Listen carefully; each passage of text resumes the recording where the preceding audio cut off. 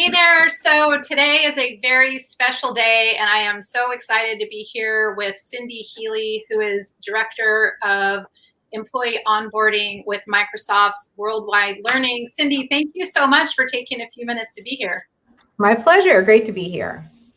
Yeah, so I am really interested, before you start dropping some golden nuggets of wisdom like we talked about before we went live, I really want to hear a little bit about your story, because really understand what inspired you to get to where you are, because you started from, you were not surrounded by people who have achieved your level of success. So I want to understand where you started and what really inspired you to really dream big and go for it. Oh my gosh. Well, a lot of it is very happenstance, but I believe that things happen for a reason. So I love sharing my story. So I grew up in Southern California and a child of two parents who married each other right out of high school, didn't go to college, started working right away, started having a family right away.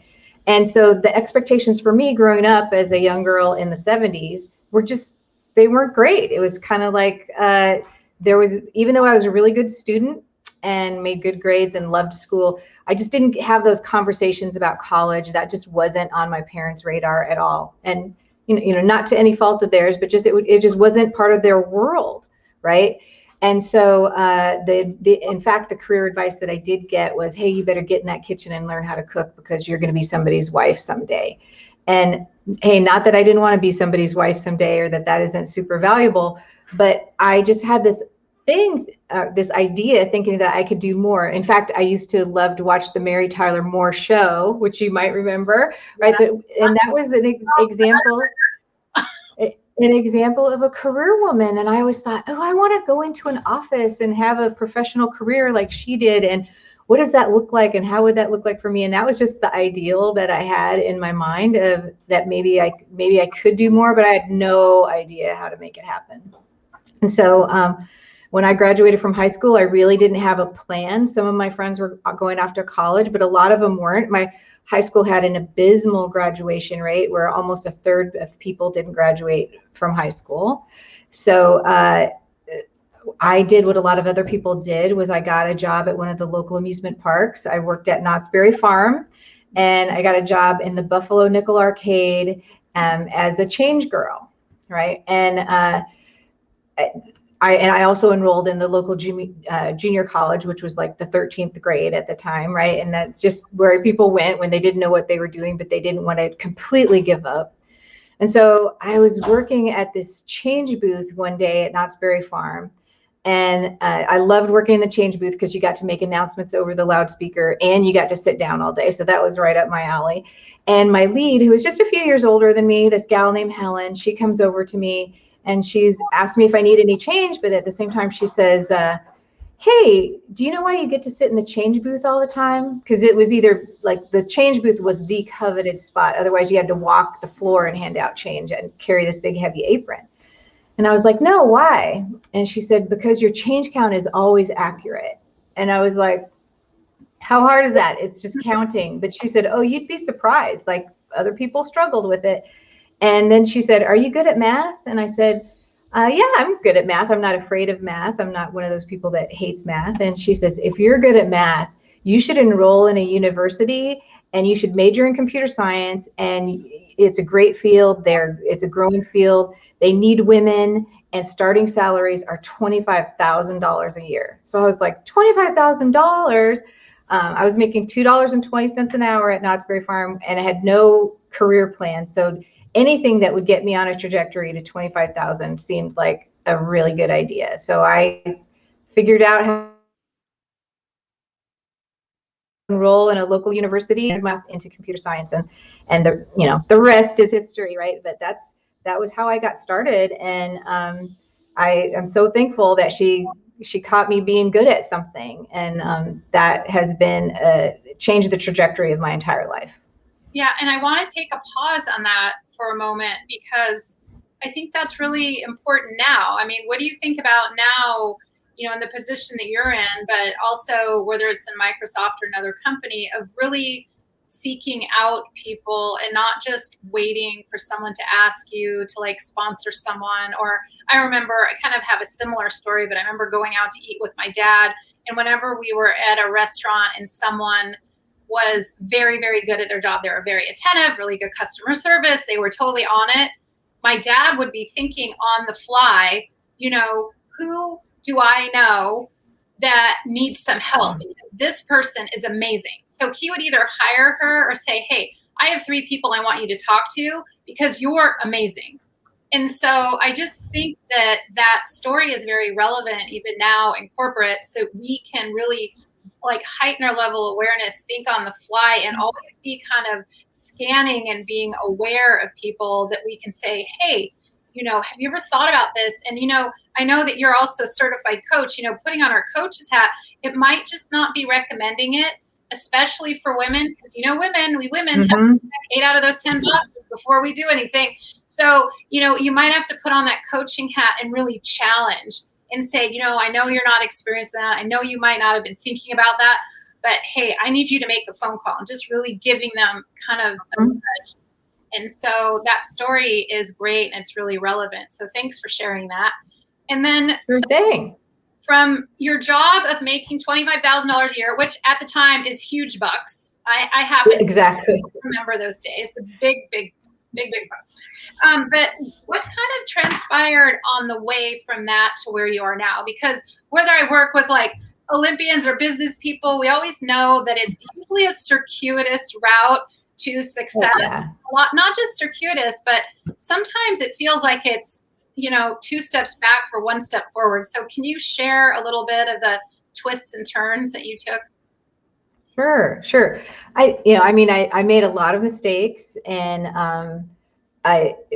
it took me a while. Like in writing software, we learn how to iterate, right? You have your first version of something, you test it out, and then does it work, and you iterate. And so I was iterating on my career for a while, right? Just figuring things out. Like at first I was very much a fish out of water as a young 20-something at a big aerospace company for my first job that paid $28,000 a year. And so I really had to just learn how to adapt, right? What are the expectations of a young engineer? How do I make sure that I'm meeting those expectations? And it took me a while to figure it out. But then as I did figure it out, then it was like, well, how do people who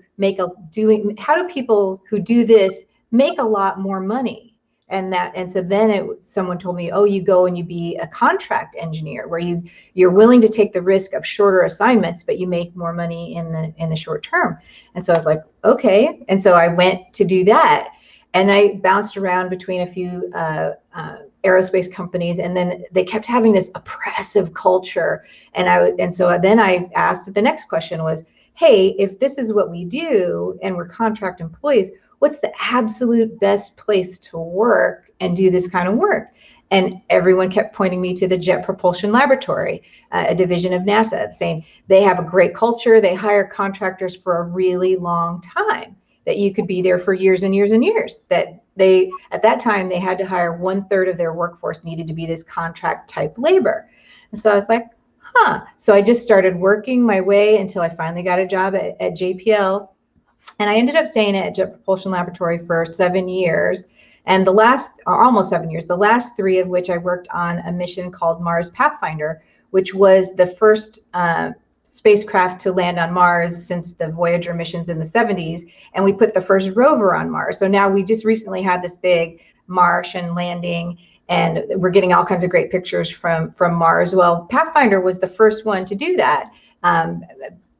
With putting the rover and getting these real-time pictures back. So back in the late 90s. And so that was a big part of my career. And then after that, I learned so much on the Pathfinder mission, where we were a really lean team, and I had the opportunity to wear a lot of different hats. And so there was just this sense of empowerment that if you're good at something, they'll trust you with more. If you're good at that, then they'll trust you with even more. And so I have just managed to parlay that into bigger and better jobs ever since, eventually ending up at Microsoft and just loving it here. I've been at Microsoft over 15 years. So Yeah, so I want to pull something out, and also Robin's chiming in that that was a great story. So, and I wanted to add too, and thanks for hopping on, Robin, and everyone else who's posting some really nice comments. But we are live. If you are watching this live, be sure to post your questions for Cindy. And also, even if you're watching the recording, because then she'll probably, if you tag her, she'll see these questions as well. Now, I want to extract something else out that you said that's super important. You know, the first thing that you said is really raise your level of awareness and seek out and really find people that have talent in things or that have passion for things that they might not even recognize themselves, and be very proactive that way. And I really also want to honor your ability to just figuring it out and going for it.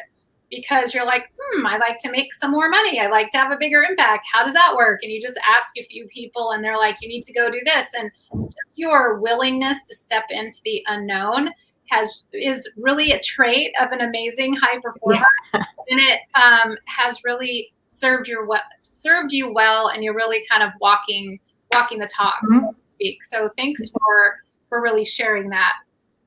And then I know that you are really passionate about the, diversity, equity, and inclusion, and it's very relevant to the job that you do in your division at Microsoft. So can you talk a little bit about how Microsoft's really putting, as we were talking about, putting their money where their mouth is, and really bringing this to life, and really leading into their, integrity that they've committed to? Yeah, I mean, integrity being one of our core values, and I think the diversity, equity, and inclusion just fits right in with that, right? That they have provided training for every employee, whether we're talking about allyship or covering or flexibility, and just really, or empathy, just really trying to help us build those muscles.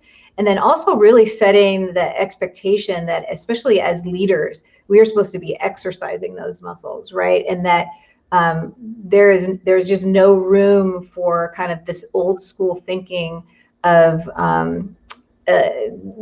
being empathetic to your employees, not trying to meet them where they are, not understanding some of the challenges, especially right now, the challenges that people have as a whole person, not just as an employee. And so that's been a really exciting thing to be a part of. And then how our technology can really help with that, right? In terms of being able to be virtual and things like that. And then like I said, in terms of just setting expectations with leaders and role modeling, I mean, incredible role modeling. And so it's not just lip service. It's really grown to be part of the culture, and working at a place where you feel like you can be your whole authentic self, trying to bring that out in others, and talk about, hey, what is best for them as a person and as a individual, and what is their vision for their careers, and then how do you map opportunities to that? Or maybe, like you were saying before too, it's like, how do you connect them with the right people that can help them further that? I look at that as my job, is to really help shepherd people's careers versus just get the work that I need done out of them today. And I think that is how Microsoft is approaching it. We have this, instead of being managers, we're called to be coaches. And when you really put that coach hat on, you can see a bigger picture for each individual and help them see it too. Yeah, and thanks for bringing that up. And I think you know this since you have studied to be a coach as well. But for anyone that isn't certified as a coach, part of being a coach, it's not just being a cheerleader. That is part of it. Mm-hmm. But there is part of it involved to be a really, really good coach is to challenge.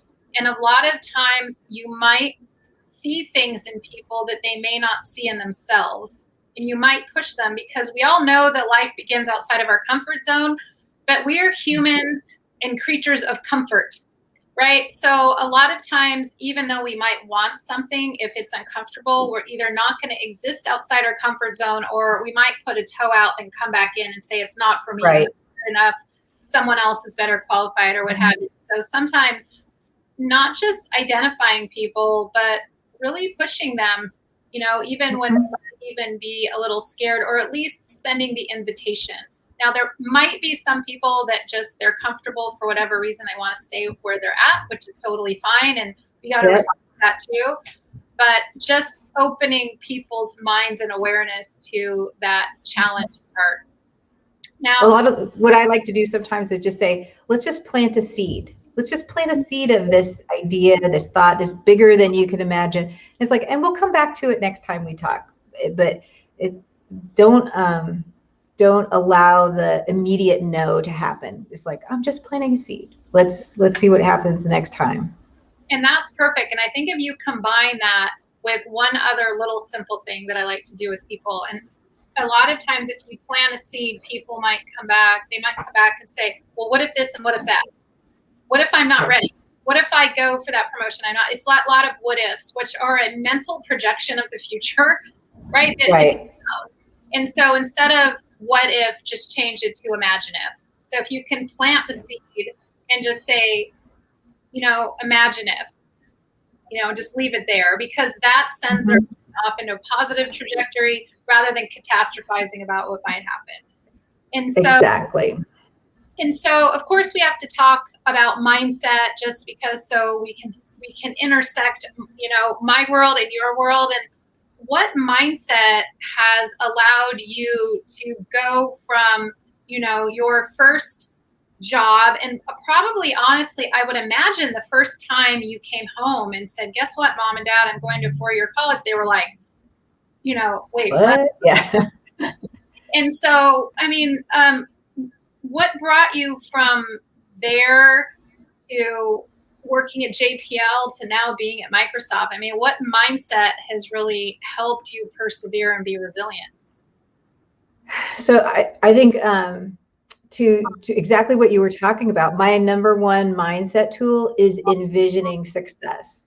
And so whether it's seeing Mary Tyler Moore and envisioning myself in an office like that, or having my own apartment, and being able to be independent, or envisioning a really successful project, and really taking the time to meditate on it and go and go there in my mind. What is it like? Who else is there? Maybe we're celebrating the big win that just happened. It's like, what all happened? Why are we there celebrating it? And just really taking it to the successful place first. And that unlocks so many ideas, unlocks so much potential for me. And then come back and figure out some of the how and the hurdles that I'm going to have to jump over. But to really go and I know athletes do this, right? Is go see yourself having the win, and then do a work back schedule from there.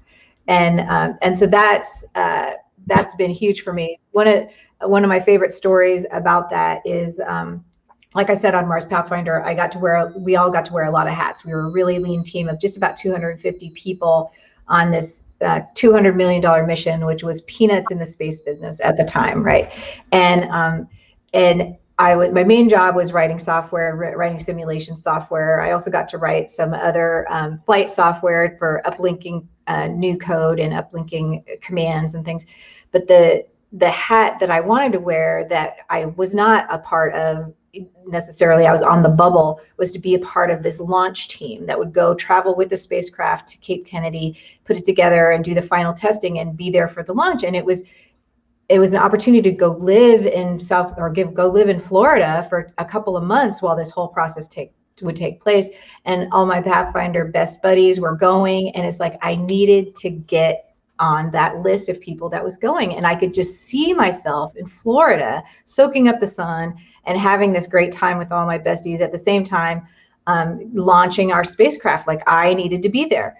And so I had my mindset on that, on me being there. And so when one of my coworkers let me know that, he just shared with me, he was complaining that he was on the list and he didn't want to go because his wife was about to have a baby, and literally at that exact time. And so it was a couple months ahead of time. And he was our Unix system administrator, which was not my job. But I said, you could train me how to be a junior Unix system administrator and I'll go in your place. And that kind of, with my simulation job, will make a whole job and will get me on the list. And he was like, sounds good to me. And so we sold it to management. And the next thing you know, I'm in Florida.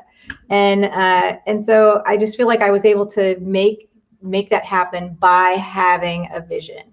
And then a fun story so this is one of the things that I always tell in my keynotes is, I got to go and be the Unix system administrator. And once I put the computers together and did some other things, I had pretty much a cush job the whole time I was in Florida. But on the night of the launch, I was a little bit late getting to our outpost building where we were going to do the launch, because my buddy Becky and I had stopped to take a selfie with the rocket. So we were like 20 minutes late, and we get there and everyone's waiting for, I'm just going to pause you for a second and say, not everybody gets to take a selfie with the rocket, but go ahead. No, yeah. And we get there and everyone's giving me the stink eye like I'm late. And it's like, what's the big deal? I'm just the Unix system administrator. What is the big deal? And we had no communications back to JPL. Everything was dead in the water. And people were freaking out that, this needed to be fixed. And it was a job for the Unix system administrator. So talk about imposter syndrome and not feeling good enough. Is like, I literally was hanging on by a thread as the Unix system administrator, but I did have training and I had notebooks. So I looked at my notebooks, and the first thing that the guy, Ron, had trained me was like, check and make sure everything is plugged in and all the cables are real nice and tight. And so with all the eyes on me, I was crawling around behind computers and under machines and under desks and just making sure that all the connections were tight. And thank goodness, by the time I got to the corner in our Cisco router, that thing had come loose and I jiggled it back in and everything was connected again. And so I got to be a hero in this job that I was barely qualified for, And so we were able to go on and be successful. And I love that example as something like, talk about being out of your comfort zone and volunteering for things, even if I don't know exactly what I'm doing. And then just making sure that when the time does get tough, or when you hit those obstacles, go back to the training. Like, don't freak out. Go back to the training and read your instructions and make it happen. Yeah, so that is an incredible story. And I want to point out actually what happens, like what physiologically speaking that does, and why it's so important for people to do what you're talking about. When you were thinking and visualizing yourself in Florida, it broadens your horizon. So if you want to compare yourself, think of it this way.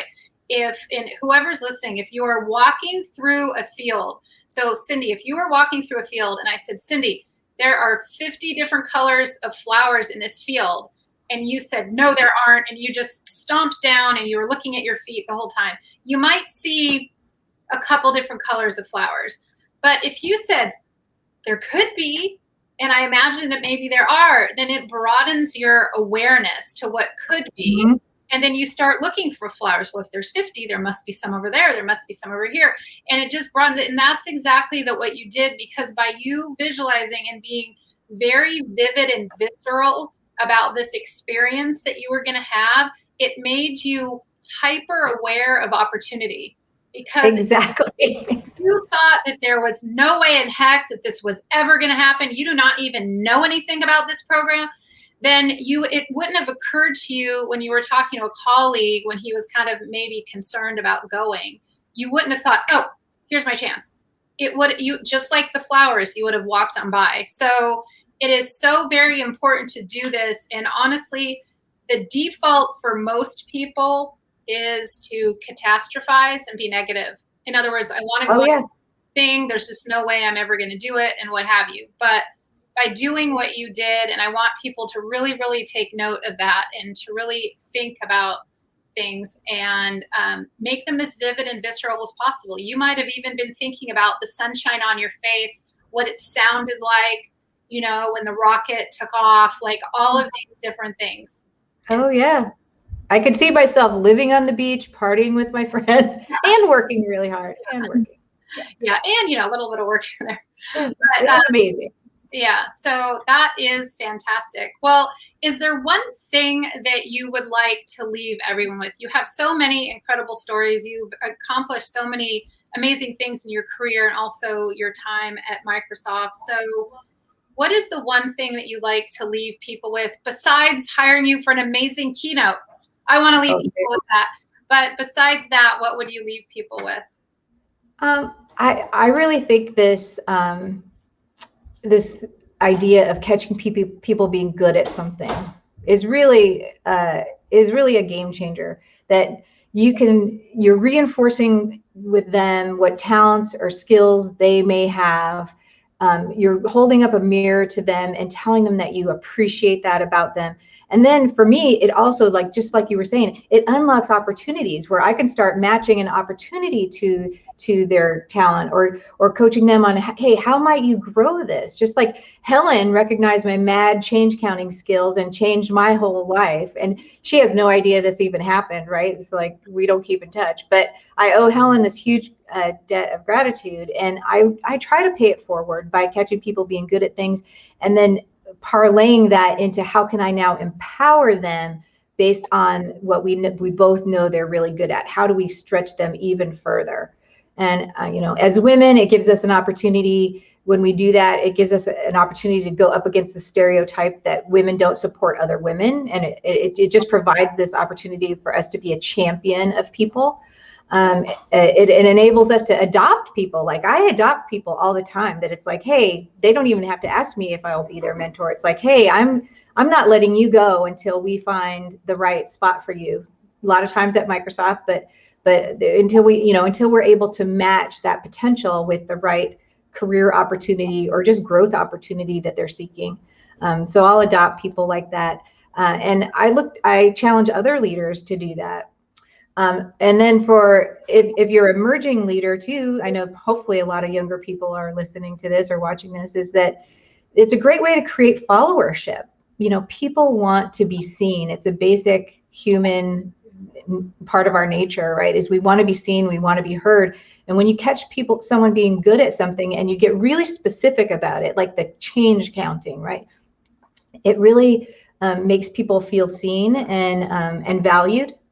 And then, I think there's just a ton of opportunity in that. And it's, instead of criticizing someone, what if you had to catch them being good at 7 or 8 things for every piece of constructive feedback that you gave them?